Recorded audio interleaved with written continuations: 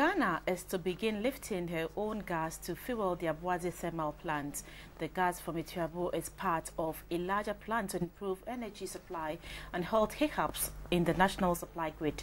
The announcement came on a visit by President John Mahama to the Ghana National Gas Facility still under construction in the Western region. And expectations are that the facility will be fully operational before the end of the year. In December 2011, the Ghana National Gas Company, GNGC, was set up by the government to continue the implementation of the gas infrastructure project. The project involves receiving gas from the oil and gas fields in Tano Basin and processing it into other useful gases. The overall goal of the gas infrastructure project is to ensure that natural gas and other gas products produced in Ghana are effectively and efficiently processed into fuels and feedstock for both the domestic and export market.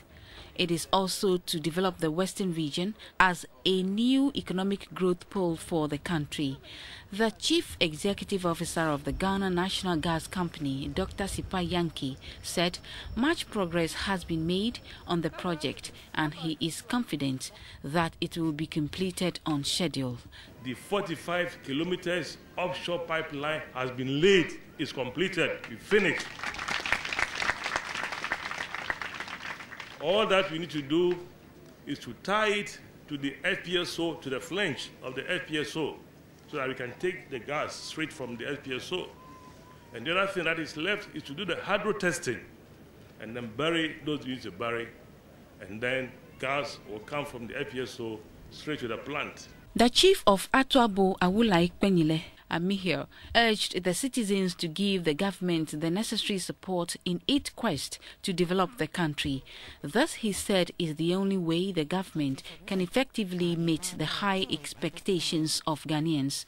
You, as the president, have promised and have allowed Ghanaians to accept the fact that you and your team, you promised that you will use them and build Ghana for a better future. We hold you to it, but we also hold ourselves to it because it's not one-man tax.